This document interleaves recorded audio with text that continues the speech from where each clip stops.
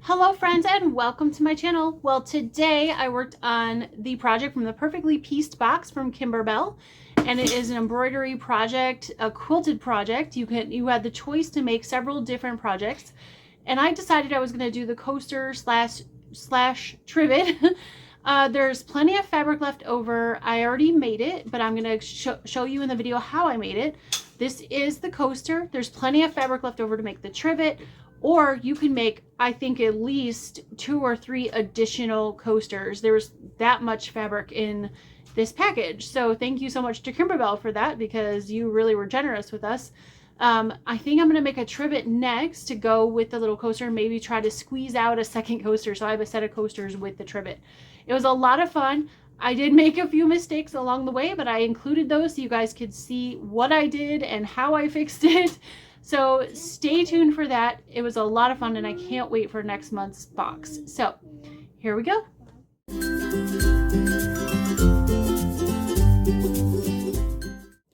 Okay, well here I am ready to work on my Perfectly Pieced project. I decided on making the tulip coasters, and I'm actually going to use the Insulbright that they gave us so I can make them a little bit reflective of heat. Maybe they'll keep my coffee a little bit warmer.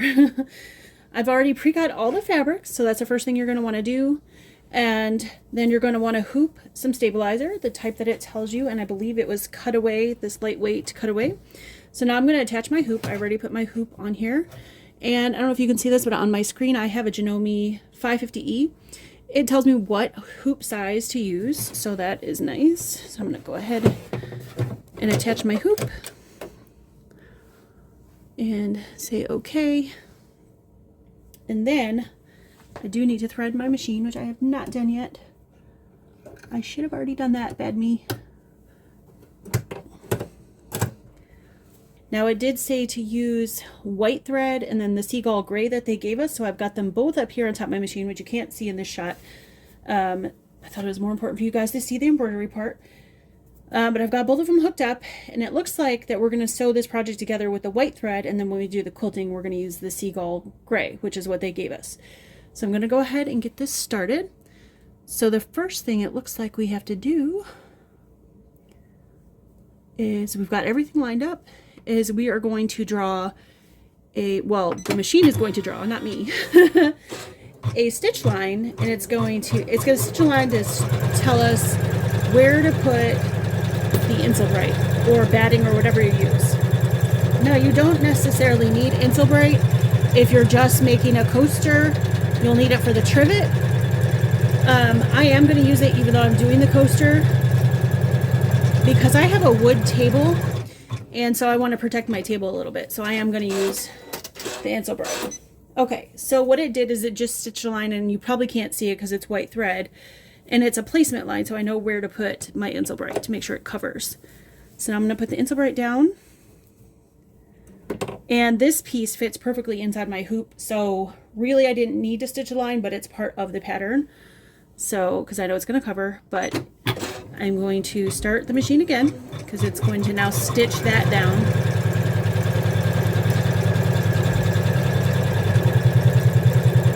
And if you print off your instructions, which I did, you can print them off in black and white or color.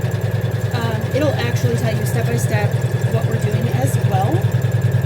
And so after I stitch this down, the next thing we're going to do is we're going to trim the Insulbright right up against the stitches, but not through the stitches. So as soon as this is done stitching, I'm actually going to remove the hoop. I'm not taking the project out of the hoop. Make sure you leave your hoop put together. Don't take that apart. But we're going to remove the hoop off the machine, and we're going to trim that down to get a cleaner edge. Okay, so now that's done stitching, that's what I'm going to do. I'm going to remove my hoop. I'm going to put my foot up. And then we're going to cut this as close as you can to the stitching without cutting the stitching. So it's really good to have a pair of duckbill scissors for this step if you have some. If not, some sharp scissors, but just be super careful. Like I said, don't cut through your stitches. So if you can see there, I'm cutting really, really close to my stitches. Probably can't see the stitches again because they're white, but you'll see the shape starting with the tulip. But I'm not cutting through the stitching, I'm just cutting just around it. These curved parts a little bit harder. That's where these nice curved scissors come in handy. I'm going to be really careful here. I don't want to cut through these pieces because these are tricky shapes. So I'm going to finish this up and I'll come back, and you can start to see the tulip. I'll come back and we'll put this back on and go to the next step. Okay, so as you can see, I've cut around our whole tulip, and I'm going to put my hoop back under the machine like that. And the next thing this is going to do is it's going to stitch out our piecing template. So before we do anything else, it's going to stitch that out, and we're going to make the log cabin part of this. It's a log cabin tulip, so we're going to make the log cabin part of this. So it's going to stitch out where exactly we need to place all these fabrics. So we're going to let that do its thing. And then the next thing you're going to need after this step is you're going to need all your fabrics. So if you haven't cut them yet, while this is stitching, go ahead and cut them out. There's not that many pieces, so it won't take you very long at all. This is going to be a fun, quick project, I can see already.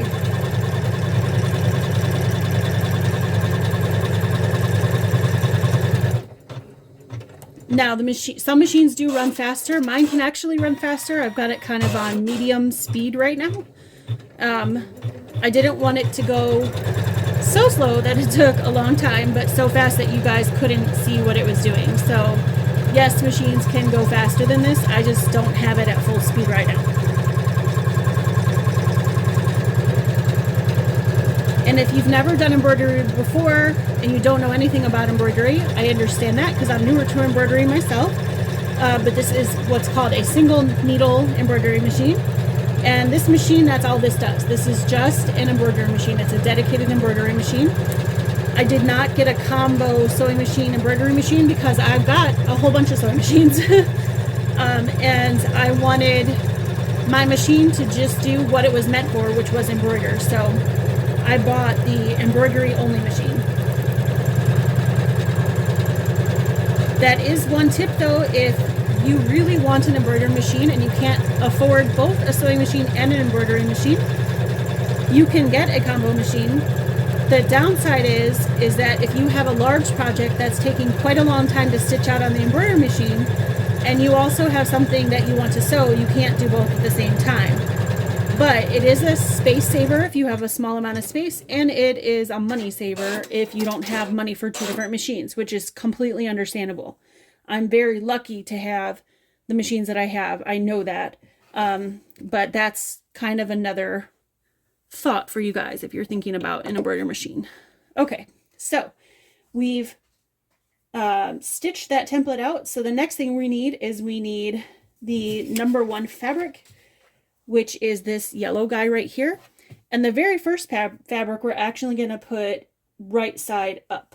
So let's see how we're going to do this. We're going to figure this out together, and hopefully it don't steer you wrong. Let's see. It says right side of fabric, place piece 1 fabric right side up, centered over section 1. So this little square down here, I'm going to go ahead and actually take the hoop off so you guys can see this better, and I can see it better. I don't know if you can see the square because again, it's white thread. But there's a square right here and it says center it over the square. So that's what I'm going to do. So that is section number 1. And that first fabric we're going to want to put face up. Just kind of like you're making, you know, a log cabin if you piece one. I'm going to reattach the hoop. I'm going to put my foot down. And I'm going to let that stitch out.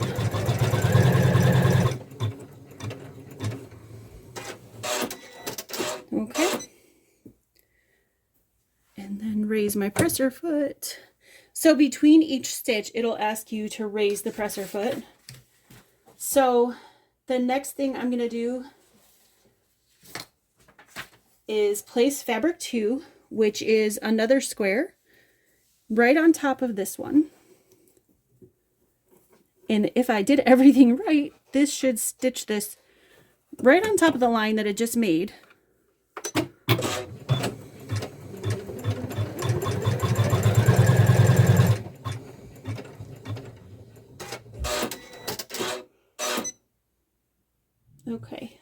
And now it says, after you've done that, place piece 2. Oh, I was supposed to trim that excess fabric, so I need to go back and trim that. Stitch the seam, flip the fabric right side up, and press. So I'm going to take this hoop off of here. And I'm going to make sure that it's covering the next space, which is what it's supposed to cover. And flip it over, and it is, so that's good. And actually, I might just leave this fabric. I might trim it a little bit, but it'll give it a little bit more stability, actually, if I just leave it. So I actually might just leave it. And I'm going to finger press this. And let's see if that lays there. I'm going to let it sit here for a minute and see if I really need to iron it, because I really don't want to put any sort of extra pressure on the hoop and have a chance that my project pops. And if it does, then our lines will be messed up. So, so the next thing we're going to do is we're going to grab the next fabric, which I need to figure out which one that is. And we're going to lay it on top of here, and it's going to stitch this way, and we're going to flip it. So let me go figure out which fabric that is, and I'll be back with you.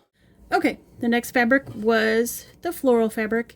Yeah, and I decided I'm just going to finger press. If you want it to be super precise, you can go ahead and iron if you like. I'm just afraid if I iron that something's going to go wrong. I'm going to knock it out of the hoop.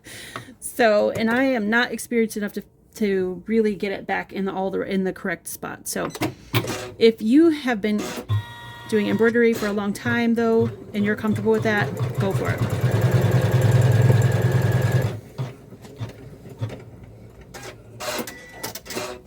All right. So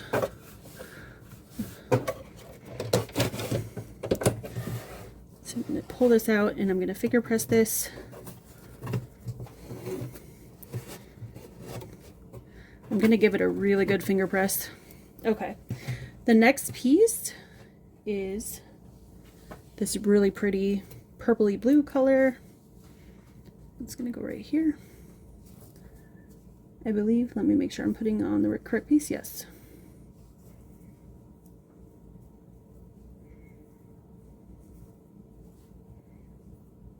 I'm just making sure it's covering everything and covering the next seam. Okay.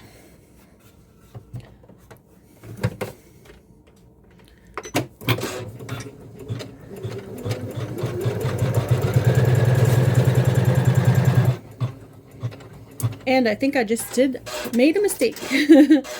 Okay, so I'm glad I kind of made the mistake, because then I can show you guys if you make a mistake. I didn't realize it was going to stitch that fabric down next, and that's okay. So I'm just going to pick this back out, and I'm going to back up one step and redo this. So I'll be back. Okay, my mistake has been corrected. So what I didn't realize this was doing, because I've never used any of these or done these projects before, which I'm learning, and I'm super happy to be learning, because there's something new with every single thing, is that it actually stitches a placement line and then stitches your fabric down. So when I put this fabric down initially, this top fabric up here, I thought it was stitching it down, where it's actually putting the placement line. So I picked all that out, so we should be good to go now. So I'm going to put my foot back down, and now it should be making a placement line for my next piece, that bluish purple piece that I tried to put on earlier. So that's the placement line, and now we're going to put the piece on. So I'm glad I took the time to look, and it all clicked.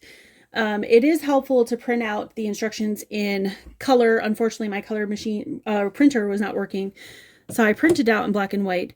So that's why I was a little bit confused, but I looked at the instructions on my computer. If you don't want to waste paper, or if you don't have a color printer, you can always do that as well. So glad I looked it up to see what I was messing up. But like I said, we learn from our mistakes, and this is new for me, so I'm glad to have made the mistake and be able to show you guys. All right, so this is the next piece. I really love this color. It's this pretty, like, periwinkle blue purple color. Sorry, bumped the camera. All right. So now I know that with every piece, after I press it, we're going to make a stitch line or a placement line before we stitch. So I'm hoping this fabric is going to want to finger press. There we go. Okay.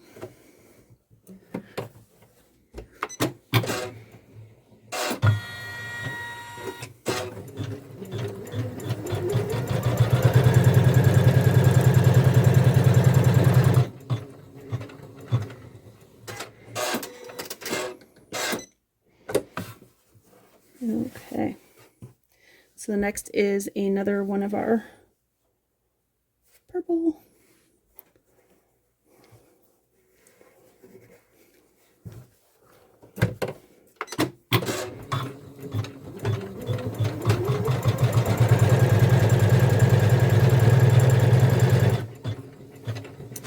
Oops, I can see an oopsie that happened again. So we're learning as we go. My hoop came out because I did not secure it well enough. So that is a problem. So I'm going to go back and restitch this line because now this is going to be off. So all I have to do that, raise my presser foot, and then go back, oops, to the previous stitches. And I'm going to get that set up and I'm going to fix that and we're going to come back and finish this. Okay, so now you can see our log cabin over the tulip is all put together. There wasn't any more mistakes after those first two oopsies. And again, you just put a fabric, put the first fabric, tack it down, and then they're going to make a placement line. You put the second fabric, and then it'll make a placement line. Just remember that. That is what I didn't have in my head to make a placement line. I had my brain on regular quilting of log cabins where you just put the next fabric down, stitch it and flip it, stitch it and flip it. So I have to forget with an embroidery machine, there's also placement lines. At the end of making the log cabin, it'll actually do a square placement line all the way around. And now we're going to do the quilting. So I've got this queued up and ready to go. I switched to the Seagull gray thread that they gave us in the package.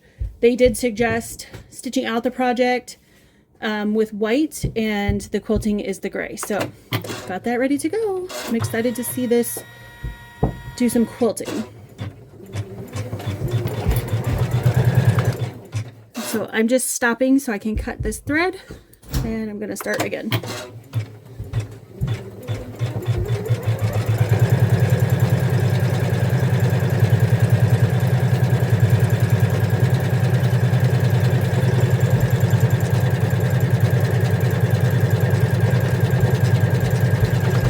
We're getting pretty close to, we're more than halfway done actually with this project. After the quilting, we are going to add a placement line for the backing, add the backing fabric, and there's two pieces of backing fabric that kind of join together, and the reason for that is so we can flip this project. So I've done other embroidery projects where you have to take the hoop off and attach the backing fabric to the back side of the hoop and tape it in place. And they've turned out just fine, although I think that can be a little tricky because again you have to be really careful not to knock your project out of the hoop. But for this one, they're actually going to have us put the backing fabric on top, and that's why there's two pieces so you can open it and turn it, which I really like because there's nothing underneath the hoop and I don't have to worry about anything getting caught or the hoop popping or anything like that. So I'm kind of really excited to try this. Like I said, this is a new project for me. I've never done one of these before, and so far so good. I'm loving it. The only errors were my mistakes, not the Kimberbell mistakes. Kimberbell didn't make any mistakes, it was all me. So yeah, good project so far, and it's going really quick, which I like.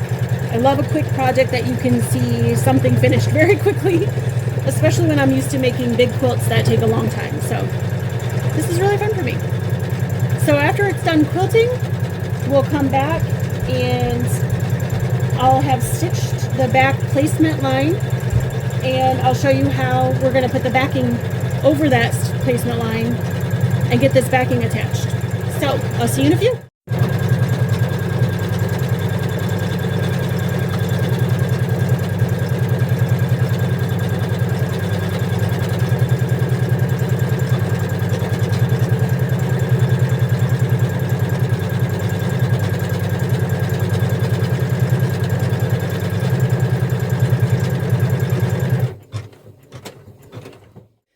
Okay, so all the quilting is done, and I know you can't see it, but there is a stitch placement line that stitch out the shape of the tulip. So what I'm going to do is take my 2 backing pieces, and I've already taped them together in the middle. They're supposed to overlap about 1 inch. I don't know if you guys can see that, where the folded sides are, of course. And then you're going to just place that over your tulip, make sure it covers everything. Just checking really good here. Okay, and then we're supposed to tape this down.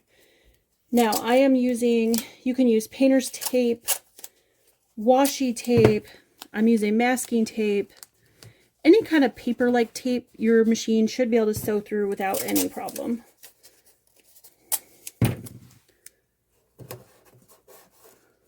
And that'll just pull right out when you're done.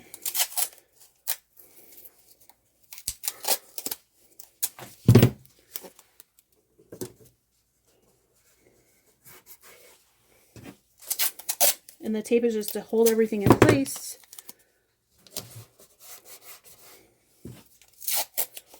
And this time I will make sure that I reattach my hoop properly.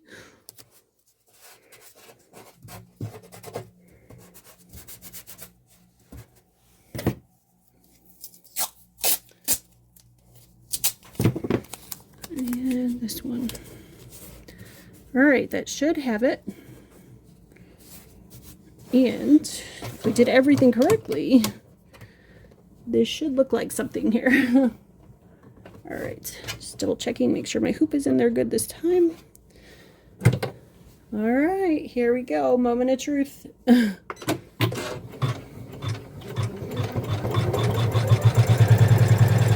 what it's gonna do is stitch another tulip shape.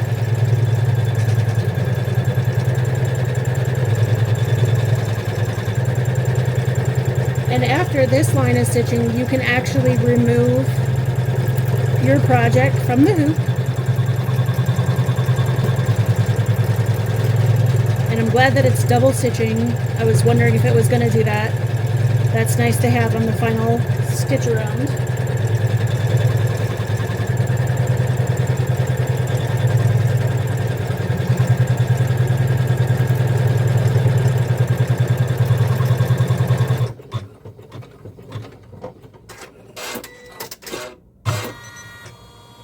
Alright, so what we're going to do is remove this from the hoop. And you can, I'm just double checking the instructions before I do anything else so I don't make a mistake. It says remove the project from the hoop and remove the tape. Okay, so I'm going to go ahead and remove the tape.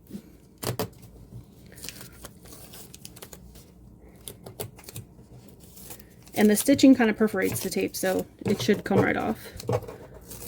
And this kind of tape doesn't make your needle sticky, which is nice. Okay, so we've got all the tape removed. Turn this out of the way a little bit. And we can pop the hoop off. And this is what it should look like right now. This is your opening to get to the other side. And everything should be stitched on the top. And this is what the bottom looks like. So we are going to cut this, and it says trim the project 1/4 inch from the final outline. So you can trim it 1/4 inch away from this.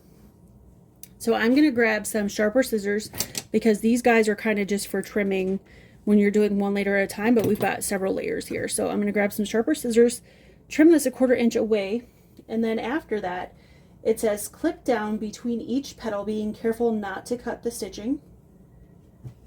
And clip notches around the curves of the project as shown. Trim points to reduce bulk. Be careful not to cut the stitching. So what I'm going to do is I'm going to trim all this off camera, and I'll come back and show you guys it trimmed, because I have a feeling if I try to trim this on camera, I'm going to cut something I shouldn't. So then I will show you the project completely, or I'll show it to you before I turn it, all trimmed, and then I'll show it to you done as well. So I'm going to go trim.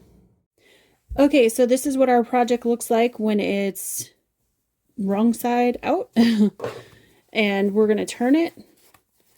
And this is where you're going to want something that can poke out those corners. So I'm going to have to go get my purple thing. If you have an awl, something like that will work as well. But at least I can give you an idea of what it's going to somewhat look like.